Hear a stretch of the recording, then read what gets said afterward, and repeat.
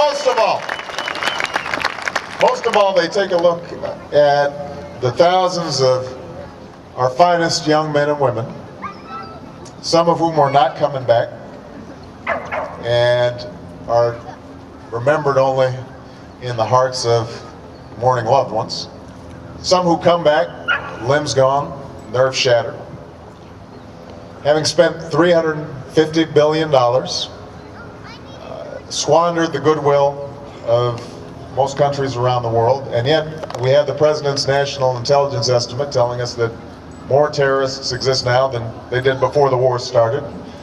We're probably less safe, and people look at that and they say, well, we are patriots. There's not a single person here who wouldn't pick up arms to prevent another 9/11, but we also understand that the might of our military has to be matched by the finesse of our diplomacy and the strength of our alliances.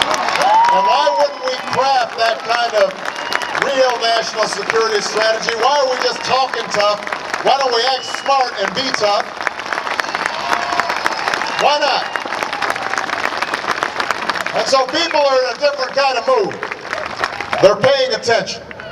And those who are in power right now in Washington have to watch out, because when the American people pay attention, good things happen.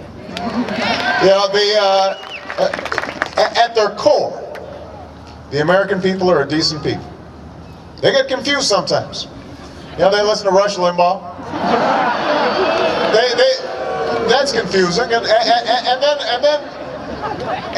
then let's face it. I mean, there's a darker side to our nature. At each juncture in our history, there have been times where we've been divided, and we've turned on each other, and politicians have demagogued and taken advantage of that.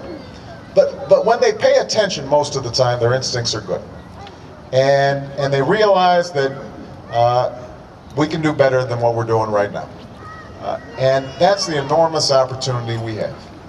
And all we've got to do in the next 3 days is make sure that not only do we hope for a better country, not only do we hope for a better Rhode Island, but we also work for it.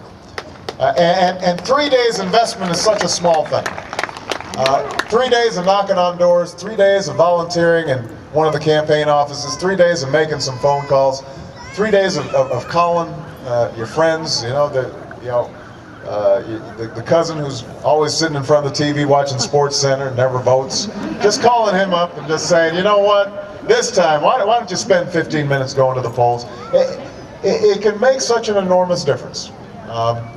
It's that ingredient, hope, that is going to put us over the top. And in case anybody starts faltering in terms of hope, just remember something Dr. King said.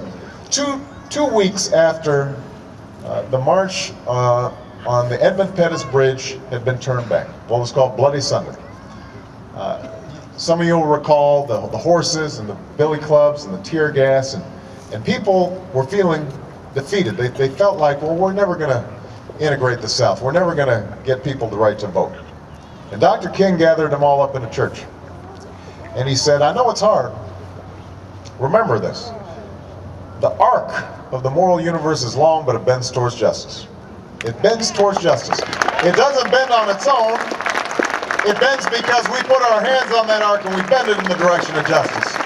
And if everybody in Rhode Island over the next 3 days is paying attention and is hopeful and is willing to work on behalf of that hope and puts their hand on that arc and bends it in the direction of justice, I guarantee you that we're going to have Charlie Fogarty as the next governor of Rhode Island, and we're going to have Sheldon Whitehouse as the next great senator from Rhode Island, and he's going to join up with Jack Reed and me, and Patrick Kennedy, and all these elected officials, and together we're going to start changing America. Thank you very much, everybody.